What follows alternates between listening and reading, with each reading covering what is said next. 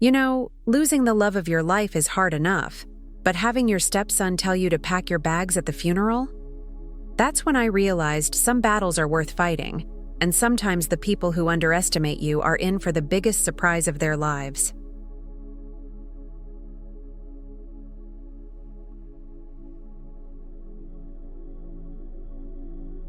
My name is Eleanor Davies, and this is the story of how I went from being dismissed as just another gold digger to showing an entitled young man exactly what his father really thought of him. It all started 3 years ago when I met Robert at the most unlikely place, a grief support group. I know, it sounds like something out of a romance novel, but life has a funny way of surprising you when you least expect it. I was there because I'd lost my first husband, David, to cancer after 28 years of marriage. Robert was there because he'd lost his wife of 35 years to a heart attack. We were both in our early 60s, both carrying the weight of profound loss, and both convinced that love was something that happened to other people at our age. The group met every Wednesday evening in the basement of St. Mary's Church, and for the first month, Robert and I barely spoke to each other. We'd sit in that circle of folding chairs, listening to other people pour their hearts out, and occasionally we'd catch each other's eye across the room. Robert was different from David in every way imaginable. Where David had been quiet and contemplative, Robert was animated and expressive. Where David had been content with simple pleasures, Robert had built a small empire from nothing. He owned 3 successful restaurants in our town, had investments in real estate, and despite his wealth, he still drove himself to grief group every week in his old pickup truck, because, as he told me later, fancy cars don't make the pain go away. The first time we really talked was after a particularly difficult session where a woman about my age had broken down, talking about how her adult children were already fighting over her late husband's possessions. Robert walked me to my car that night, and as I fumbled with my keys, he said, "You know, Eleanor, grief is like carrying a heavy suitcase. You can't put it down, but you can learn to carry it better." That simple observation opened something in me that I thought had closed forever. We started talking after every session, then meeting for coffee on Saturdays, then spending entire weekends together. Robert had this way of making me laugh even when I didn't think I had any laughter left in me. He'd tell me stories about his restaurants, about the characters who worked for him, about the couples who'd had their first dates at his tables, and came back 20 years later to celebrate anniversaries. But Robert carried his own heavy suitcase, and its name was Marcus. Marcus was Robert's only child, 34 years old, and he'd been the apple of his father's eye until his mother died. After that, something shifted in Marcus. He became bitter, resentful, and convinced that everyone was trying to take advantage of his grieving father. When Robert first mentioned having a son, he did it with this mixture of love and exhaustion that I recognized from other parents I'd known who had difficult adult children. "He's a good kid," Robert would say, but there was always a but hanging in the air. "But he's been struggling since his mother died. He thinks I should just, stop living, I guess." I didn't meet Marcus until Robert and I had been dating for about 6 months. Robert had been putting off the introduction, and I understood why the moment Marcus walked into the restaurant where we'd arranged to meet. He was tall like his father, but where Robert had warm brown eyes that crinkled when he smiled, Marcus had cold blue eyes that seemed to calculate the worth of everything they looked at. He shook my hand with the enthusiasm of someone touching a dead fish, and throughout the entire dinner, he treated me like I was invisible. He talked only to his father, bringing up memories of his mother, asking pointed questions about the restaurants, and making it clear that he viewed me as a temporary inconvenience that would eventually go away. Robert tried to include me in the conversation, but Marcus had perfected the art of polite dismissal. "Oh, that's nice," he'd say when Robert mentioned something I'd said or done, then immediately redirect the conversation back to family matters or business. After Marcus left that night, Robert was quiet for a long time. Finally, he said, "I'm sorry about that. He's protective." "Robert," I said gently, "there's a difference between protective and hostile." He sighed deeply. "His mother and we probably spoiled him. He was our miracle baby. We tried for years to have children, and when Marcus finally came along, we gave him everything. Maybe too much everything. After Sarah died, he seemed to think that meant he was entitled to, well, to control my life. Over the next year, as Robert and I grew closer, Marcus's hostility became more pronounced. He'd show up at Robert's house uninvited, clearly hoping to catch me there so he could make snide comments about how I was certainly making myself comfortable. He'd call during our dates, always with some urgent emergency that turned out to be something trivial. He started questioning Robert about his finances, his decisions, even his choice of restaurants to visit. "He's scared," Robert explained one evening after a particularly unpleasant encounter where Marcus had basically accused me of being a gold digger within my hearing. "He's scared of losing me too, and he's scared of sharing me with someone else." I tried to be understanding. I really did. I'd never had children of my own. David and I had tried for years before accepting that it wasn't meant to be. So I thought maybe I just didn't understand the complexities of parent-child relationships. But Marcus wasn't acting like a concerned son. He was acting like a possessive spouse. The turning point came 18 months into my relationship with Robert.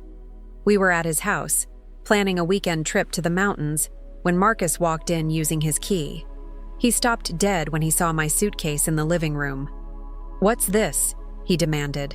"Eleanor and I are going away for the weekend," Robert said calmly. "To where?" "That's not really your concern, son." Marcus's face turned red. "Not my concern? Dad, you're 73 years old. You're not some teenager who can just run off with the first woman who shows him attention." I felt my own temper rising, but Robert stood up, and something in his posture made both Marcus and me fall silent. "Marcus," Robert said, his voice deadly quiet, "you are my son, and I love you. But Eleanor is not the first woman who showed me attention. She's the woman I'm going to marry." The silence that followed was deafening. Marcus stared at his father as if he'd announced he was joining the circus. I stared at Robert because this was the first I'd heard of any marriage proposal. "You're what?" Marcus finally sputtered. "I'm asking Eleanor to marry me," Robert said, turning to me with a smile that made my heart skip. "That is, if she'll have me." What followed was the most romantic and simultaneously awkward proposal in the history of proposals. Robert got down on one knee right there in his living room while his son stood in the doorway looking like he was about to have a stroke. He pulled out a ring box that he'd apparently been carrying around for weeks, waiting for the right moment. "Eleanor Davies," he said, his voice shaking slightly. "Will you do me the honor of becoming my wife?" I said yes, of course. How could I not? I loved this man who had brought laughter back into my life, who had shown me that love doesn't end at 60, who had proved that second chances are real and beautiful and worth fighting for. Marcus walked out without another word. The next few months were a whirlwind of wedding planning, legal arrangements, and increasingly desperate attempts by Marcus to change his father's mind. He tried everything from emotional manipulation to threats to boycott the wedding. He brought up his mother constantly, as if loving me somehow diminished Robert's love for his late wife. He questioned my motives, my character, and my intentions. Robert, to his credit, stood firm. "Marcus," he said during one particularly heated argument, "I buried the love of my life 3 years ago. I never expected to love again, but I do. Eleanor makes me happy in a way I thought I'd lost forever. I'm not asking for your blessing, but I am asking for your respect." But Marcus had no respect to give. He boycotted our wedding, a small ceremony with just a few close friends, and Robert's brother as witness. He refused to speak to his father for weeks afterward. It broke Robert's heart, but he never wavered in his commitment to our marriage. "He'll come around," Robert would say, but I could see the doubt in his eyes. Our marriage was everything I'd hoped for and more. Robert was an attentive, loving husband who treated me like a queen. We traveled together, cooked together, worked in the garden together. He taught me about the restaurant business, and I helped him with the financial planning. We were partners in every sense of the word. but Marcus remained a constant source of tension. He'd call occasionally, usually when he needed money or wanted to discuss business, but he never acknowledged my existence. If I answered the phone, he'd hang up and call back later. If I was at family gatherings, the few that happened, he'd speak around me as if I weren't there. Robert tried to bridge the gap, but Marcus had made his position clear. He was waiting for me to go away. 2 years into our marriage, Robert started having health problems. It began with fatigue, which we attributed to stress from the restaurants and Marcus's ongoing hostility. Then came the shortness of breath, the chest pains, the dizzy spells. The doctors ran test after test and finally delivered the diagnosis that changed everything: congestive heart failure. Robert took the news with characteristic grace. "Well," he said, holding my hand in the doctor's office, "I guess we better make the most of whatever time we have left." We did make the most of it. Robert scaled back his involvement in the restaurants, hiring managers to handle the day-to-day operations. We took the trips we'd always talked about, spent long mornings in bed talking about everything and nothing, and loved each other with the intensity of people who know their time is limited. Marcus, surprisingly, seemed to soften during this period. He visited more frequently, helped with some of the business decisions, and even managed to be civil to me on occasion. I thought maybe, finally, he was beginning to understand that I wasn't the enemy. I was wrong. During Robert's final months, as his condition worsened and he became increasingly frail, Marcus began positioning himself as the primary caregiver and decision-maker. He'd show up at doctor's appointments uninvited, call the hospital claiming to be Robert's emergency contact, and generally act as if he were the spouse and I were the visiting friend. Robert was too sick to fight it, and honestly, I was too exhausted to argue. I was focused on making sure Robert was comfortable and loved, on being there for every doctor's visit, every treatment, every difficult night. The end came suddenly. Robert had a massive heart attack on a Tuesday morning while we were having breakfast. I called 911, rode with him to the hospital, and held his hand as he slipped away. His last words were, "Take care of yourself, Eleanor. Don't let anyone make you feel like you don't belong." I should have listened more carefully to that warning. The funeral was a blur of flowers, condolences, and Marcus taking charge of everything. He planned the service, chose the music, wrote the obituary, and generally acted as if he were the primary mourner. I sat in the front pew, holding tissues and trying to process the fact that the man I'd loved for 3 years was gone. Robert's friends and business associates came to pay their respects. They hugged me, shared memories, and treated me like the widow I was. But I noticed Marcus hovering nearby during every conversation, and I could see him making mental notes about who said what to whom. After the service, we went to Robert's house for the traditional gathering. People brought food, shared stories, and slowly began to drift away as the afternoon wore on. By early evening, only a few close friends remained, and they too eventually left, offering final hugs and promises to check on me soon. That's when Marcus struck. I was in the kitchen, mechanically wrapping leftover food and putting it in the refrigerator, when he walked in. He stood in the doorway for a moment, watching me, and something in his posture made me look up. "Eleanor," he said, his voice carrying a tone I'd never heard before. Not angry, not hostile, but coldly businesslike. "We need to talk." I set down the casserole dish I'd been holding. "Of course, Marcus. What's on your mind?" He walked over to the kitchen table and pulled out a chair, but he didn't sit. Instead, he stood behind it, gripping the back with both hands. "I think it's time we discussed your situation," he said. "My situation?" "Your living situation. Your future arrangements." I felt a chill that had nothing to do with the air conditioning. "I'm not sure what you mean." Marcus smiled, but it wasn't a pleasant expression. "Eleanor, let's be honest with each other. You had a good run. 3 years of living in this house, being taken care of, having access to Dad's money. But that's over now." I stared at him. "Marcus, I'm your father's widow. This is my home too." "No," he said firmly. "It's not. This is Dad's house, and now it's my house.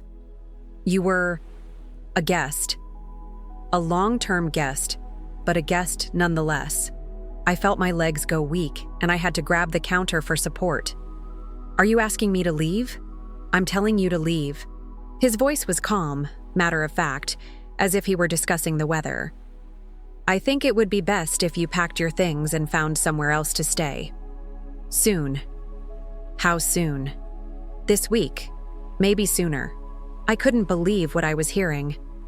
Marcus, your father just died this morning. We buried him 3 hours ago. Which is exactly why we need to handle this quickly and cleanly. Look, I'm not heartless. I know Dad cared about you, so I'm willing to give you a small settlement. Say, $50,000. That should be enough to get you set up in a nice little apartment somewhere. $50,000. As if 3 years of marriage, of love, of caring for his father through his final illness was worth $50,000. I can't believe you're doing this, I whispered. I'm doing what's necessary. Eleanor, you seem like a nice enough woman, but let's not pretend this was some great love story. You were lonely, Dad was lonely, and you both got what you needed for a while. But now it's time to move on. I felt tears starting to form, but I was damned if I was going to cry in front of him. And if I refuse? Marcus shrugged. Then things get complicated. Contested wills, probate court, family disputes. It could take years to resolve, and lawyers are expensive. Much easier to just accept my offer and start fresh somewhere else. Your offer, I repeated. $50,000, and I'll even pay for the moving truck. I looked at this man. This boy, really, despite his 34 years. And I saw everything that was wrong with a generation that had been given everything and earned nothing. He stood there in his father's kitchen, in his expensive suit, with his manicured nails and his entitled attitude, and he actually believed he was being generous. I need to think about it, I said finally. Don't think too long, Marcus replied. I'm planning to put the house on the market next week. The sooner you're out, the sooner I can get it cleaned up and staged for showing. He started to leave, then turned back. Oh, and Eleanor, you might want to start packing tonight. Moving trucks are hard to schedule on short notice. After he left, I sat at that kitchen table for a long time, staring at the wall where Robert had hung a photo of us from our wedding day. We looked so happy, so hopeful. I thought about the conversation we'd had just a few weeks before he died, when he'd been worried about what would happen to me after he was gone. Promise me something, he'd said, his voice weak but determined. Promise me you won't let Marcus push you around after I'm gone. You're stronger than you think, Eleanor. Stronger than I ever was when it came to standing up to him. I'd promised. But sitting there in that kitchen, I felt anything but strong. I felt old, tired, and very much alone. But then I remembered something else Robert had said, something that had seemed unimportant at the time, but now took on new significance. I've made sure you're taken care of, he'd told me one evening as we sat on the porch watching the sunset. No matter what happens, no matter what Marcus thinks or says or does, you're taken care of. I've made sure of that. At the time, I'd assumed he was talking about life insurance or maybe a small bequest in his will. But now, remembering the way he'd emphasized those words, I began to wonder if there was more to it than that. I went to Robert's study, a room I'd rarely entered during our marriage out of respect for his privacy. It was a masculine space, with dark wood furniture, leather-bound books, and the faint smell of the cigars he'd occasionally smoked when he thought I wasn't looking. His desk was massive, an antique rollback that had belonged to his father. I'd watched him sit at that desk countless times, paying bills, reviewing restaurant receipts, handling the paperwork that came with running a small business empire. I sat in his chair and began opening drawers, looking for anything that might give me insight into his financial arrangements. I found insurance policies, business contracts, tax returns, and finally, in the bottom drawer, a thick manila folder labeled Estate Planning. Inside was a copy of Robert's will, dated just 6 months before his death. As I read through the legal language, my hands began to shake. Robert had left me everything. Not just a token bequest, not just enough to get by. Everything. The house, the restaurants, the investment accounts, the life insurance policies. Marcus was mentioned in the will, but his inheritance was limited to a trust fund that would pay him a modest monthly allowance for the rest of his life. Enough to live comfortably, but not enough to maintain the lifestyle he'd grown accustomed to. More importantly, the will explicitly stated that if Marcus contested any of its provisions, he would forfeit even that monthly allowance. But there was more. Attached to the will was a letter in Robert's handwriting, addressed to me. "My dearest Eleanor," it began, "if you're reading this, then I'm gone, and I imagine Marcus is already making your life difficult. I want you to know that every decision I made in this will was deliberate and carefully considered. I love my son, but I'm not blind to his faults. Marcus has never worked a day in his life, never earned anything through his own efforts, and never learned the value of money or hard work. His mother and I did him no favors by sheltering him from the real world. And after Sarah died, I continued to enable his dependence because I felt guilty about remarrying. But you, Eleanor, you brought joy back into my life when I thought joy was impossible. You cared for me when I was sick, loved me when I was difficult, and never asked for anything in return. You deserve so much more than I can give you. But I've tried to ensure that you'll be financially secure for the rest of your life. I know Marcus will be angry. I know he'll try to contest the will or pressure you into giving up what's rightfully yours. Don't let him. You've earned every penny through your love, your care, and your companionship. Don't let anyone make you feel guilty for accepting what I've freely given. Be strong, my love. Be the strong woman I know you are. All my love, Robert." I sat there in his study, holding that letter, and I felt something I hadn't felt since Marcus had walked into the kitchen earlier. Power. I spent the next hour reading through every document in that folder, familiarizing myself with Robert's financial arrangements, his business partnerships, his investment strategies. By the time I was finished, I had a complete picture of the estate I'd inherited, and it was substantial. Much more substantial than I'd ever imagined. Robert had been quietly wealthy. Not flashy, not ostentatious, but genuinely wealthy. The restaurants alone were worth nearly $2 million. The house was worth another $800,000. The investment accounts totaled more than $3 million. And the life insurance policies, multiple policies that Marcus apparently knew nothing about, would pay out another $2 million. I was not just a widow. I was a very wealthy widow. The next morning, I called Robert's lawyer, a man named James Patterson who had handled Robert's legal affairs for more than 20 years. I made an appointment for that afternoon, and when I walked into his office, I brought the will and Robert's letter with me. "Mrs. Davies," he said, rising from his chair to greet me, "I'm so sorry for your loss.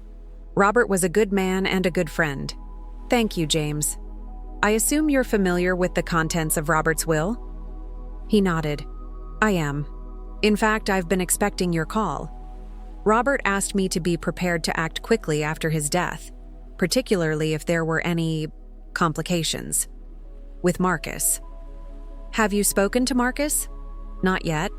The will hasn't been formally read yet. That's scheduled for tomorrow afternoon. But I imagine he's assuming he'll inherit everything." I smiled grimly.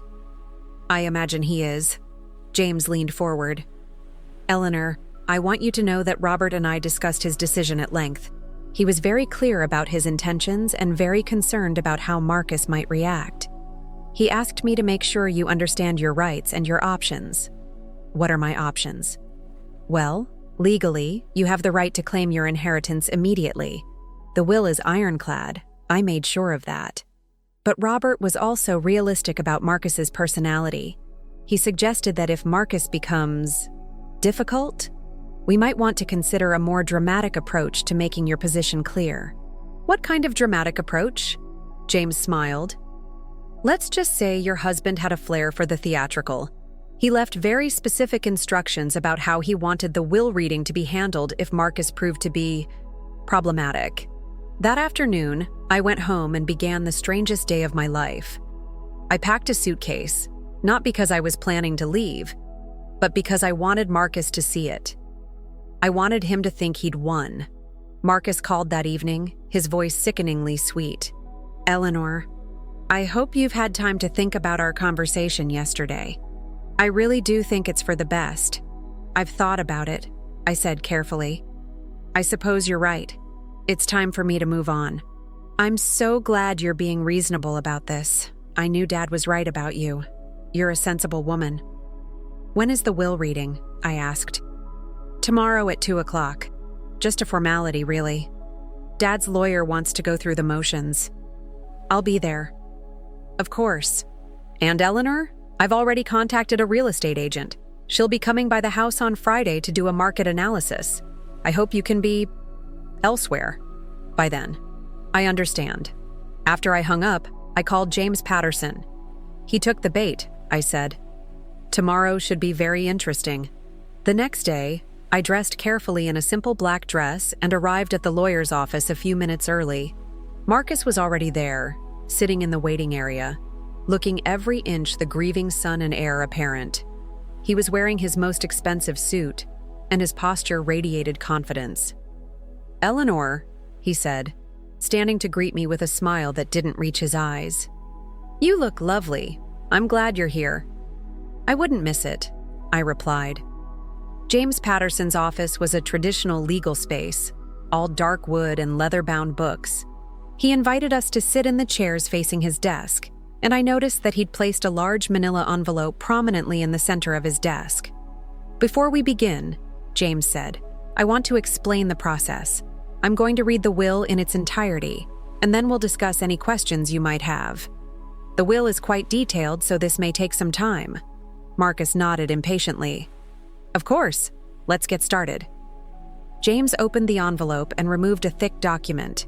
"The last will and testament of Robert William Davies," he began, and then launched into the standard legal language that begins most wills.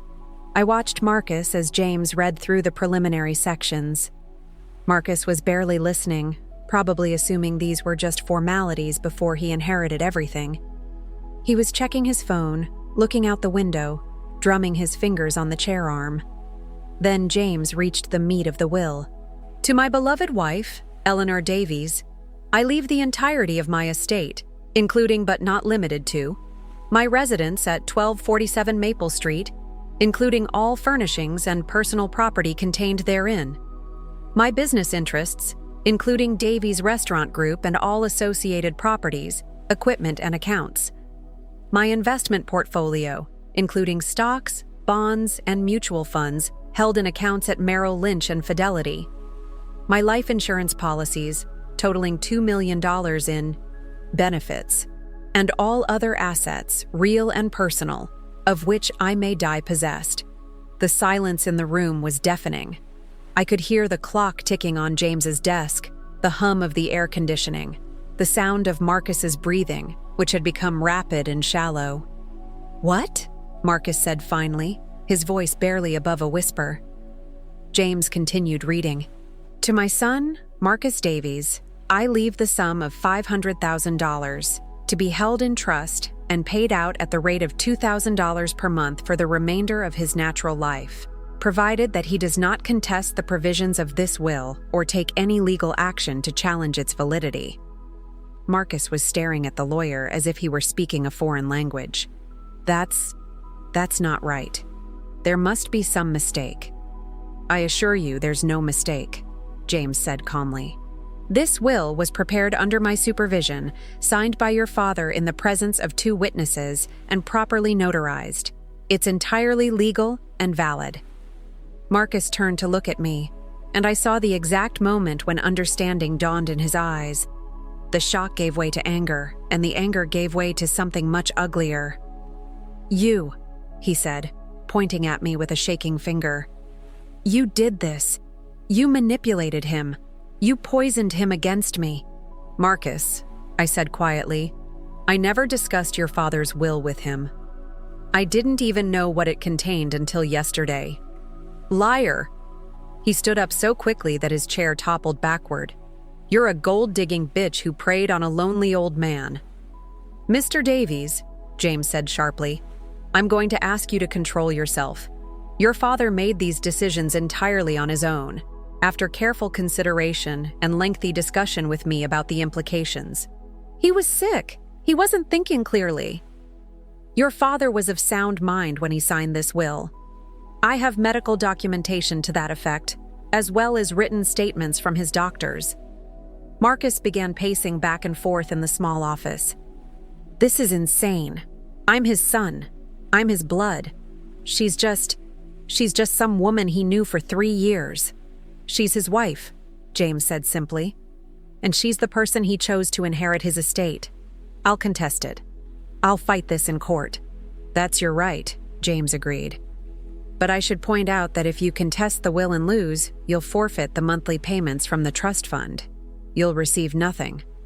Marcus stopped pacing and turned to stare at me again. "How much?" he asked. "I beg your pardon? How much did he leave you? What's the total value of the estate?" I looked at James, who nodded slightly. "Approximately $8 million, I said. Marcus's face turned white, then red, then white again. $8 million, he repeated. $8 million to a woman he met at a grief support group. "Marcus," I said, standing up and facing him, "your father loved you, but he also saw you clearly. He saw that you'd never learned to work, never learned to earn your own way, never learned the value of money. He was trying to protect you from yourself." "Protect me?" Marcus's voice was rising dangerously. "By giving everything to you? By ensuring that you'd have enough to live comfortably, but not enough to waste on the kind of lifestyle that would destroy you. Don't you dare lecture me about my lifestyle. Don't you dare stand there and pretend you know what's best for me." I took a deep breath. "Marcus, I'm not your enemy. I loved your father, and I tried to love you too. But you never gave me a chance. Love me." He laughed bitterly. "You never wanted to love me. You wanted to replace me. You wanted to be the only person in Dad's life. That's not true, isn't it? You moved into my mother's house, took over my father's life, and now you're stealing my inheritance. I'm not stealing anything. Your father made these choices. Because you manipulated him." James stood up. "Mr. Davies, I think we're done here. The will has been read, and its provisions are clear. If you decide to contest it, you'll need to retain your own attorney." Marcus was breathing heavily, his face flushed with anger and disbelief. "This isn't over," he said to me. "I'll fight this. I'll prove that you manipulated him, that you took advantage of a sick old man. That's your choice," I said calmly. "But Marcus, before you make any decisions, you should know that your father left me something else." I reached into my purse and pulled out Robert's letter. He left me this, a letter explaining his decisions. "Would you like to hear what he said about you?" Marcus stared at the letter as if it were a snake. "I don't want to hear it." "He said he loved you. He said he was sorry for enabling your dependence, sorry for not teaching you the value of hard work and self-reliance. He said he hoped that someday you'd understand that he was trying to help you, not hurt you." "I don't believe you." I handed him the letter. "Read it yourself." Marcus took the letter with shaking hands and read it silently. I watched his face as he absorbed his father's words, saw the anger gradually give way to something that looked like grief. When he finished reading, he looked up at me with tears in his eyes. "He really thought that little of me? He thought you had potential that you'd never been forced to develop. He thought you were capable of more than you'd ever achieved." Marcus sank back into his chair. $2,000 a month, he said to himself. "That's barely enough to live on." "It's enough to live on if you learn to work," I said gently. "It's enough to give you a foundation while you figure out who you are when you're not depending on your father's money. I don't know how to work. I don't know how to do anything." For the first time since I'd met him, Marcus looked vulnerable instead of entitled. He looked like a scared child who'd just realized that the world was a much bigger and more complicated place than he'd understood. "You can learn?" I said. "You're 34 years old. That's young enough to start over. to build something of your own. What if I can't? Then you'll have $2,000 a month to live on, and you'll figure out how to make it work. Marcus was quiet for a long time, staring at his father's letter. Finally, he looked up at me. Are you really going to keep everything? I'm going to keep what your father left me, yes. The house too? The house too. Where am I supposed to live? I thought about the conversation we'd had in the kitchen just 2 days earlier, about his demand that I pack fast and leave. But looking at him now, broken and frightened, I couldn't bring myself to throw his words back at him. That's something you'll have to figure out, I said. But Marcus, I want you to know that if you decide not to contest the will, if you accept your father's decision and try to build a life for yourself, I'll help you however I can. Help me how? The restaurants employ more than 50 people. If you want to learn the business, really learn it from the ground up, I'll give you a job. Minimum wage like any other new employee, but with the opportunity to work your way up if you prove yourself. Marcus stared at me. You do that? Your father would have wanted me to do that. He loved you, Marcus. He wanted you to succeed. He just didn't know how to help you without enabling you. And if I contest the will, then you'll get nothing, and you'll spend the next few years in legal battles that will cost you more than you could ever win. Marcus looked down at his hands. I don't know what to do. Take some time to think about it. But Marcus, whatever you decide, I want you to know that I never intended to come between you and your father. I just wanted to love him and be loved by him. I know, he said quietly. I think I've always known that. I was just so angry, so scared of losing him too. You didn't lose him. He loved you until the day he died. Nothing I did changed that. Marcus stood up slowly. I need to go. I need to think. Of course. He started toward the door, then turned back. Eleanor? I'm sorry. For yesterday, for the things I said, for the way I treated you. You didn't deserve that. Thank you, Marcus. That means a lot. After he left, James and I finished up the legal formalities. He explained the process for transferring the assets, the timeline for probate, and the steps I'd need to take to assume control of the restaurants. Do you think he'll contest? James asked. No, I said. I think he's finally starting to understand what his father was trying to do. Over the next few weeks, I began the process of taking control of my inheritance. It was overwhelming at first. I'd never imagined myself as a businesswoman, let alone the owner of a small restaurant empire. But Robert had chosen good managers, and they were patient with me as I learned the ropes. The restaurants were Robert's pride and joy, and I could see why. Each one had its own personality, its own loyal customer base, its own traditions. There was Giuseppe's, an Italian place that had been serving the same families for 20 years.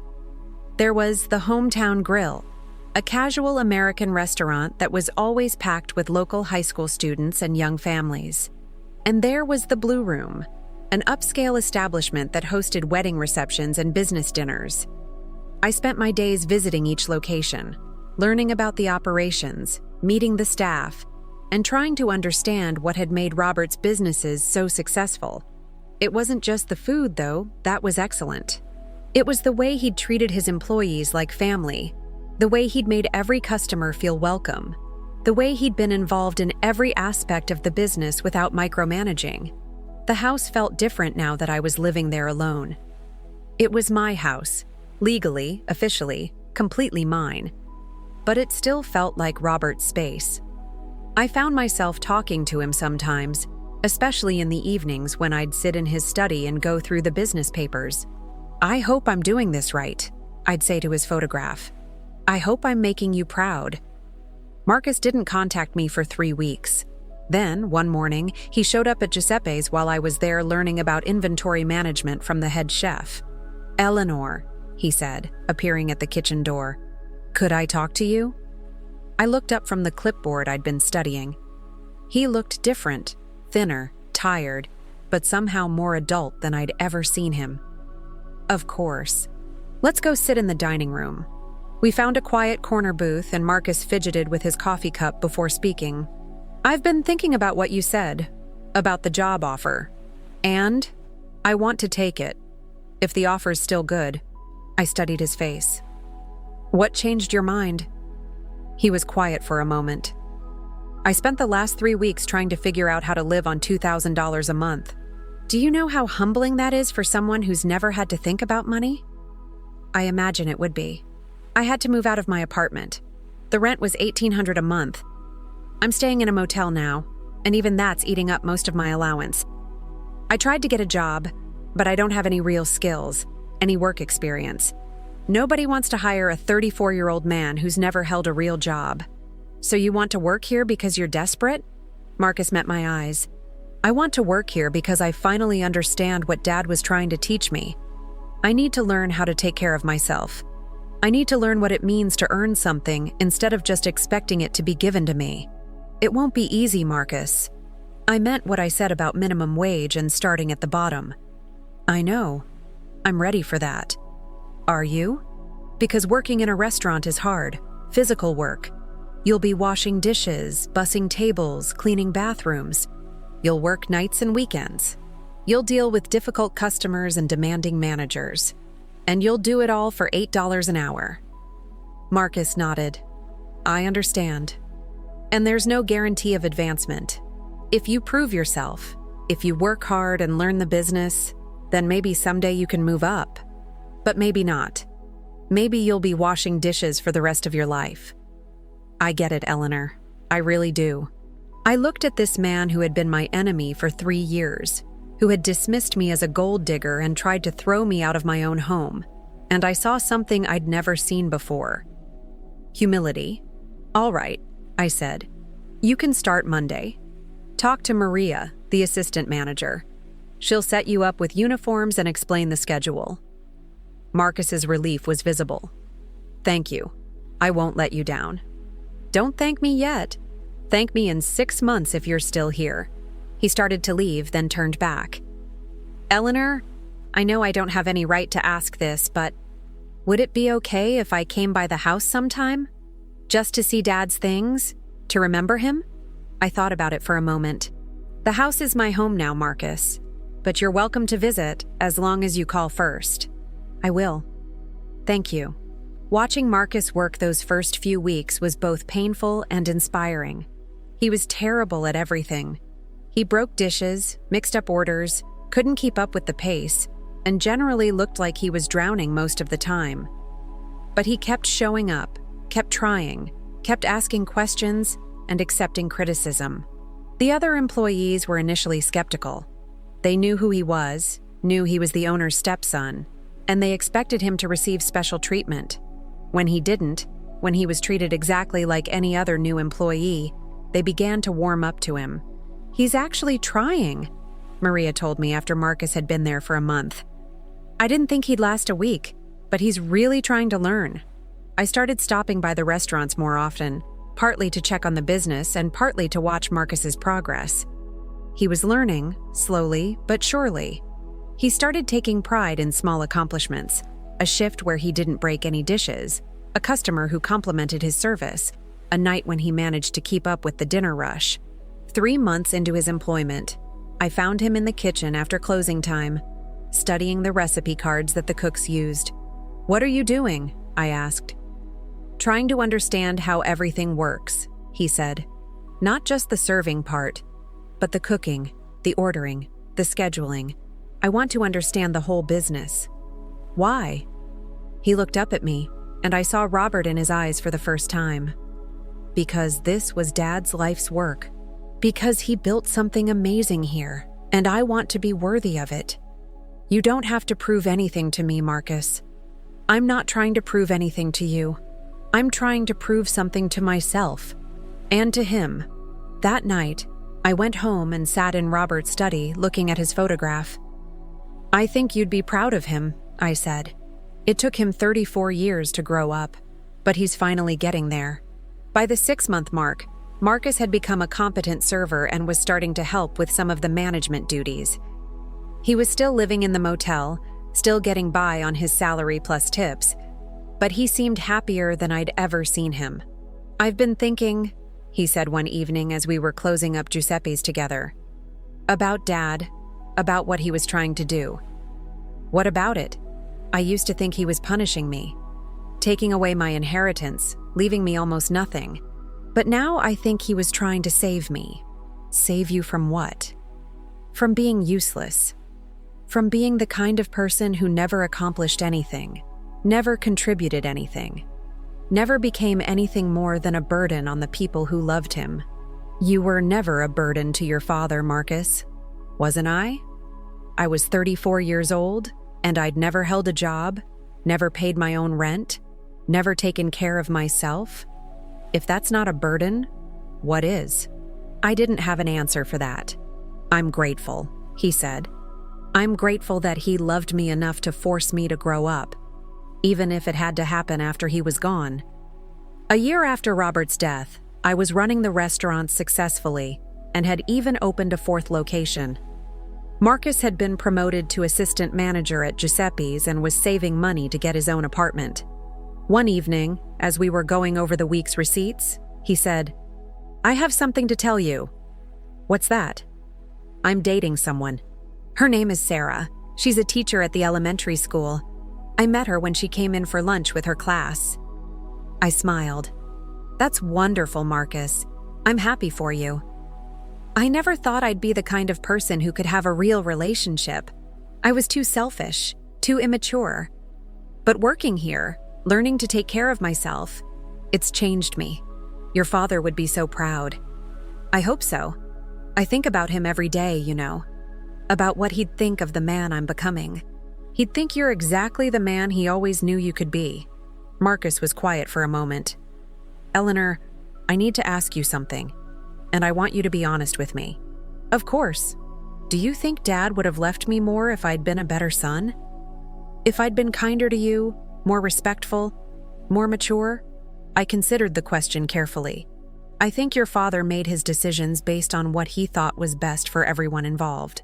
He wanted you to have security, but he also wanted you to have the chance to become the person you were meant to be.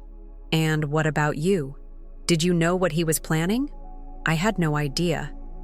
If I'd known, I would have tried to talk him out of it. Why? Because I didn't want to be the reason for conflict between you and your father. I didn't want his death to create more pain for you. Marcus smiled sadly.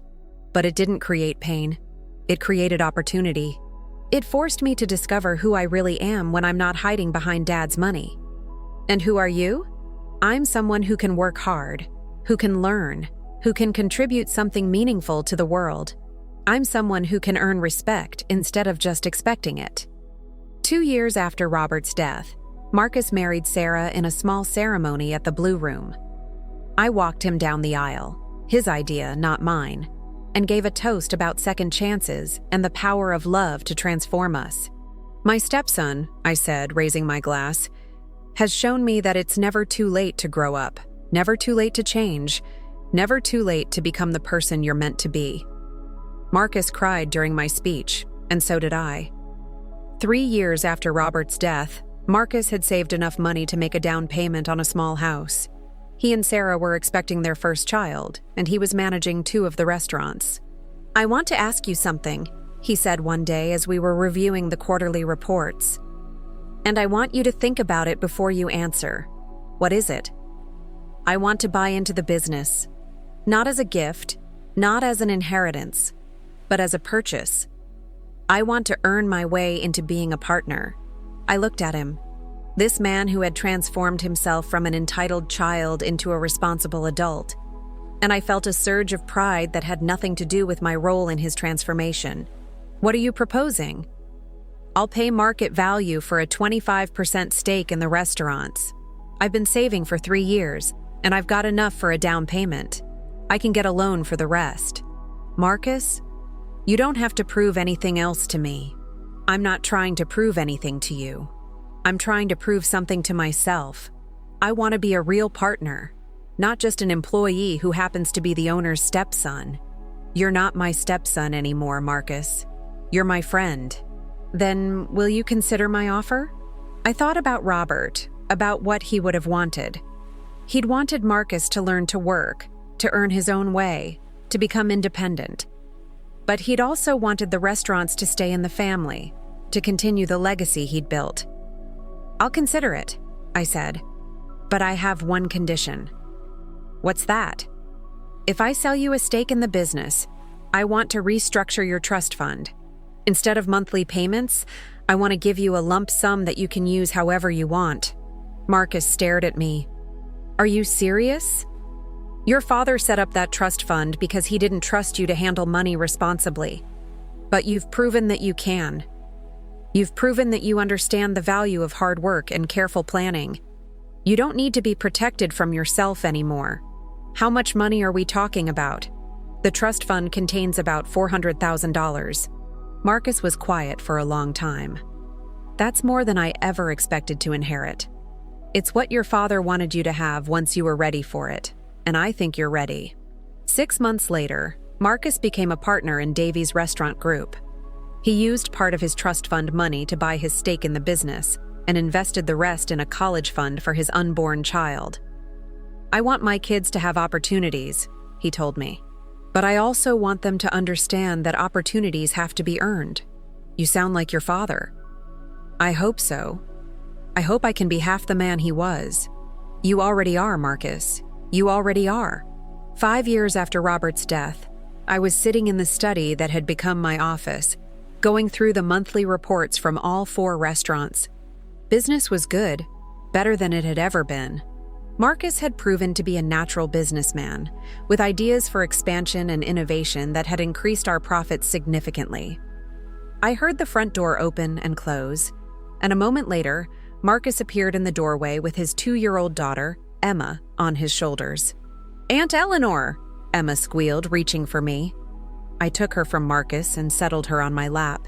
"And what are you two doing here?" "Emma wanted to see her Aunt Eleanor," Marcus said. "And I wanted to talk to you about something." "What's that?" "Sarah's pregnant again." "That's wonderful. How is she feeling?" "Great. But we're going to need a bigger house, and we've been looking at that property on Oak Street." "The Victorian with the big yard?" "That's the one. It's expensive, but it's perfect for a growing family." I looked at this man who had once demanded that I pack fast and leave my own home, who was now asking for advice about buying a house for his family. The transformation was complete and genuine. "Do you need help with the down payment?" I asked. "No, we can handle it. But I wanted to ask you something else." "What?" "Would you consider selling me the house?" "This house?" I was surprised. "Why would you want to buy this house?" "Because it's where Dad was happiest. It's where he spent his last years with you, where he made the decisions that changed both our lives.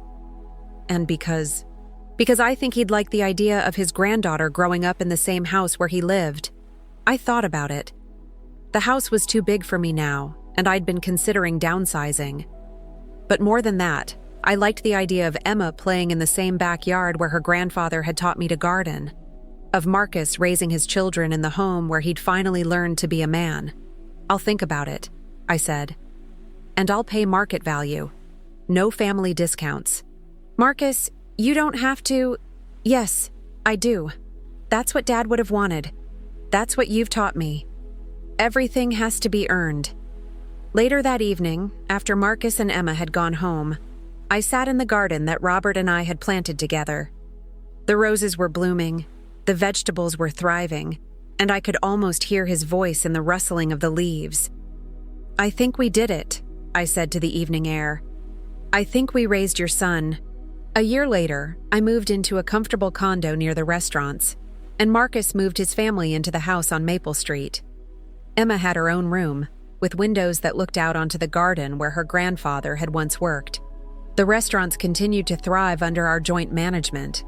Marcus had become a respected businessman in the community, serving on the Chamber of Commerce and mentoring other young entrepreneurs.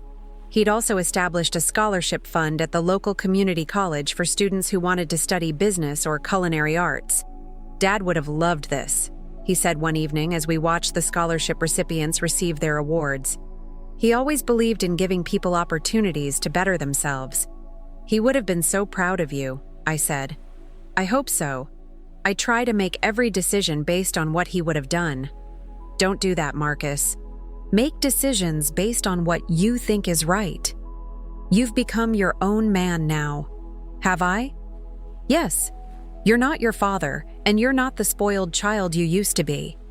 You're Marcus Davies, successful businessman, loving husband, devoted father. You're exactly who you were meant to be. 7 years after Robert's death, I received a phone call that changed everything. James Patterson, Robert's lawyer, had been diagnosed with terminal cancer and wanted to see me. I visited him in the hospital, where he looked frail but alert. "Eleanor," he said, "I have something to tell you. Something Robert made me promise to keep secret until after my death. But I think the time has come." "What is it, James?" "There's another will. A second will that Robert prepared without Marcus's knowledge." I stared at him. "Another will?" "Robert was torn about his decision to leave everything to you. He loved you, and he wanted to provide for you, but he also worried about what would happen to Marcus. So he prepared a second will, one that would only be revealed if Marcus proved himself worthy of a larger inheritance." "What does it say?" "It says that if Marcus demonstrated the ability to work hard, to support himself, to build a life independent of his father's money, then you would have the option to split the inheritance equally with him." I felt my heart racing. "Equally? 50-50. The restaurants, the investments, everything. But only if you chose to do so, and only if Marcus had proven himself worthy." "And you think he has?" James smiled weakly. "I think Robert would be amazed by the man his son has become. Don't you?" That night, I sat in my condo, holding the second will and thinking about the past 7 years. Marcus had indeed proven himself worthy, not just of money, but of respect, of love, of the legacy his father had built. But the will gave me a choice. I could keep the original arrangement, or I could split everything equally with Marcus. There was no requirement, no obligation. It was entirely my decision. I thought about the young man who had stood in the kitchen 7 years ago and told me to pack fast. I thought about the broken, desperate man who had read his father's letter in the lawyer's office. And I thought about the mature, responsible man who had worked his way up from dishwasher to partner, who had earned every dollar and every opportunity. The next morning, I called Marcus and asked him to meet me at the original Giuseppe's, the restaurant where Robert had first started his empire. "I have something to show you," I said when he arrived. I handed him the second will and watched as he read it, his eyes growing wider with each paragraph. "I don't understand," he said finally. "Dad left me more money?" "He left you the opportunity to earn more money. There's a difference. But this says you can choose to split everything equally with me. You don't have to." "No, I don't have to." Marcus was quiet for a long time, staring at the document. "What are you going to do? What do you think I should do?" "I think you should keep everything. You earned it. You took care of Dad when he was dying. You've built the business into something bigger than it ever was. You've been more of a family to me than I ever was to you." "That's not true, Marcus." "It is true. When I told you to pack fast, when I tried to throw you out of your own home, you could have had me arrested. You could have destroyed me. Instead, you offered me a job. You gave me a chance to prove myself. Your father asked me to do that. Dad asked you to help me if I didn't contest the will. He didn't ask you to love me, to support me, to believe in me when I didn't believe in myself. You did that on your own." I looked at this man who had become like a son to me, who had named me godmother to his children, who had become my partner in business and in life. "Marcus," I said, "I'm going to honor your father's second will. We're going to split everything equally." "Eleanor, no. I can't accept that." "You're not accepting it. You're earning it. You've earned it through 7 years of hard work, through proving that you can be trusted with responsibility, through becoming the man your father always knew you could be." Marcus started to cry. "I don't deserve this." "Yes, you do. You deserve it because you've worked for it, because you've changed, because you've become someone who can be trusted with success. But what about you? You're giving up millions of dollars. I'm not giving up anything. I'm gaining a true partner, a real family, a legacy that will continue long after I'm gone. We restructured the business as equal partners, with Marcus taking over more of the day-to-day operations while I focused on expansion and strategic planning. We opened 3 more restaurants over the next 2 years, each one a testament to Robert's vision and Marcus's execution. 10 years after Robert's death, Marcus and I were sitting in the study that had once been Robert's office, now converted into a conference room for our business meetings. We were planning our 10th restaurant, a fine dining establishment that would showcase the best of what we'd learned about hospitality and service. "I have something to tell you," Marcus said. "Sarah and I have been talking, and we want to name the new restaurant after Dad. What would you call it?" "Robert's. Simple, elegant, classy, just like he was." I smiled. He would have loved that. "And I want to put his picture in the lobby, with a plaque that says, 'In memory of Robert Davies, who taught us that the greatest gift you can give someone is the opportunity to become who they're meant to be.'" "That's beautiful, Marcus. It's true. That's what he gave both of us, isn't it? The opportunity to become who we were meant to be." I thought about the frightened widow who had sat in a lawyer's office 10 years ago, clutching a will she'd never expected to see. I thought about the journey that had brought me from that moment to this one, from grief to purpose, from isolation to family. "Yes," I said, "that's exactly what he gave us." Today, 15 years after Robert's death, Marcus and I run a successful restaurant empire that employs more than 200 people. Emma is in high school now, working part-time at one of our restaurants during summers, learning the same lessons about hard work and responsibility that her father learned. Marcus's younger children, twins named Robert and Sarah, are following in their sister's footsteps. I never remarried. I never wanted to. Robert was the great love of my life, and what Marcus and I built together is a different kind of love. The love of family, of shared purpose, of legacy. Sometimes, when I'm alone in the evening, I still talk to Robert's photograph. I tell him about the restaurants, about Marcus's successes, about his grandchildren. I tell him about the lives we've touched, the employees we've helped, the community we've served. And sometimes I swear I can hear him laughing. That warm, wonderful laugh that first drew me to him in that grief support group all those years ago. "You did good, Eleanor," I imagine him saying. "You both did good." The young man who once told me to pack fast became the son I never had. The inheritance he tried to steal became the foundation for a family business that supports dozens of families. The will he never read became the roadmap for a transformation that changed all our lives. Robert was right about second chances. He was right about the power of love to transform us. And he was right about Marcus. He just needed the right circumstances to discover who he really was.